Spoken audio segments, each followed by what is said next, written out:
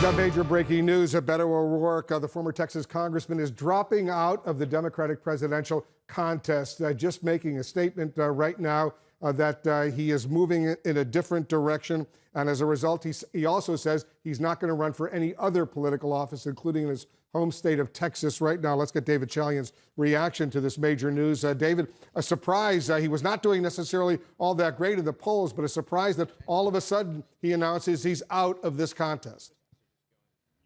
He is out of this contest. He wasn't making a ton of progress. I want to bring in my colleague Leila Santiago, who covered the Beto campaign throughout its entirety, Wolf. Leila just was learning of this information. Leila, why is Beto O'Rourke done with this campaign? What is he saying? Well, you know, a lot of his staffers that kind of got a heads up on this earlier today were saying they didn't have much on in terms of when he was going to do this, but he has just tweeted out about it, saying that he will no longer serve the country as a nominee or as a candidate in this race. So the big question will be, is he going to run for Senate in Texas? Why exactly is he pulling out? There had been talks of the fundraising slowing down for quite some time. He certainly started off with a lot of money coming in on day one, raised $80 million in the Senate race. So he was expecting to come in raising a lot of money. That slowed down in the second quarter. Then in the third quarter went up a little bit, but still appears not to have been enough. The House approving a resolution to take their impeachment inquiry public. Of course, that had been an argument from Republicans as they questioned the legitimacy of the inquiry and the testimony being given behind closed doors. So are part of their argument here is part of their argument crumbling now. CNN politics reporter and editor-at-large Chris Cillizza here to walk us through what happened. So my guess is it's a little yes and it's a little no. It is, although I would say it's more crumbling than holding together. Let me run through them, Erica. Okay, let's jump to... Okay, these are the four big reasons we've seen that Republicans have said why this is illegitimate, and Donald Trump has said this is a witch hunt, et cetera, et cetera. It's all secondhand. No one actually was on this call and heard it. We've already released the full transcript. Nancy Pelosi refused to have a vote to make it formal, and Republicans are not being included in the process. So that's broadly speaking. Now, let's jump one more screen. Okay, so two we knock off right away. Thanks to Alexander Vindman. This is National Security Council guy, Ukraine expert who testified this week, who, by the way, Donald Trump suggested was a never-Trumper. Not at all true, but I'll leave the fact-checking to Daniel Dale. Secondhand hearsay. He was on that July 25th phone call. So that goes out the door. And then the secondhand thing, by the way, was a reference to the whistleblower complaint. Well, now we have a guy who's on the record and who spent hours and hours and hours yesterday on Capitol Hill talking, this week talking about it.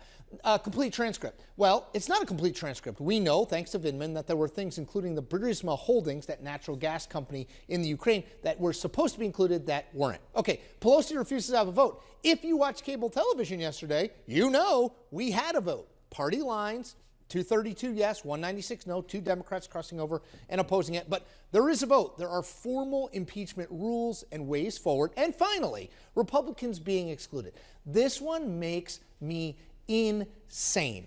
Ted Yoho from Florida was on with Poppy Harlow this morning, and she pointed out to him that he could attend these things as a member of the Foreign Affairs Committee.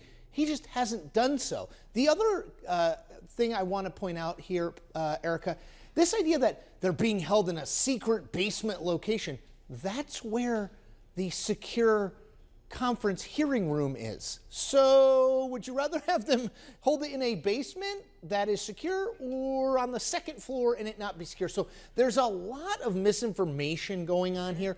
All four of these things, whammo, crumbled. So I would say Republicans need to go back to the drawing board and find something that is not easily disputed when it comes to why this inquiry doesn't make sense.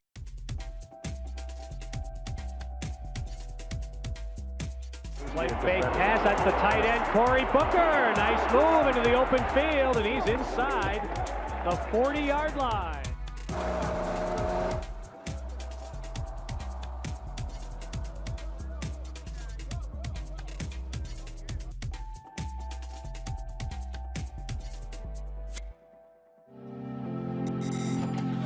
I'm Cory Booker.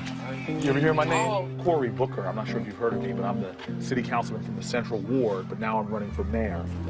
Fellas, how y'all doing? Okay. All right, here I go.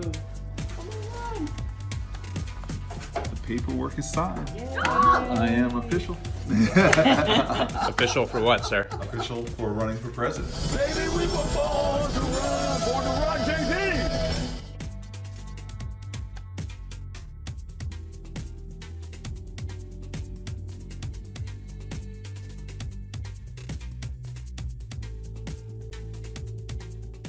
This is about the closest I'll probably ever have in my life to an I am Spartacus moment. I mean, take a look at Cory Booker. He ran Newark, New Jersey into the ground. I'm going to run a race about not who I'm against or what I'm against, but who I'm for and what I'm for. I'm not looking even to simplistically to beat Republicans. No, I'm looking to unite Americans in this race.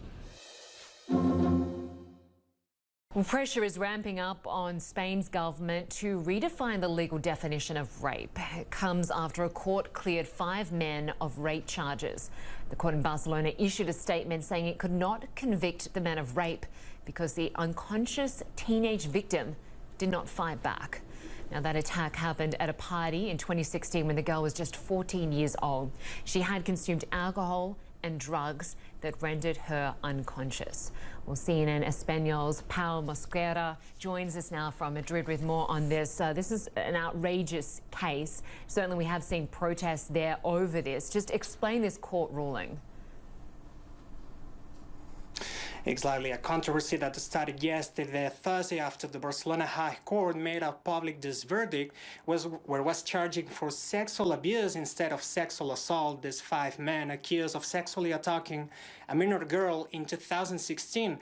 The main difference, Linda, is that if they have been charged for sexual assault, they would have been facing sentences of up to 20 years in prison, but instead they would be staying up to 10 to 12 years in prison after they have been charged for sexual abuse. The case took place in 2016 in Manresa. Some women rights groups are actually calling for protests over the weekend of the forthcoming days as to demonstrate against a verdict that they consider to be unfair. Even some social media users here in Spain are furiously commenting on this case using hashtags like "it's not abuse, it's rape." But it's important to point out, Linda, that the Spanish justice is actually reviewing the law as to better determine when it has to be sexual abuse or sexual assault, Linda. So that is an important point you make there. A review now underway about the explicit form of consent that would impact cases like this going forward. In terms of this case, though, can there be an appeal now? What's the next step?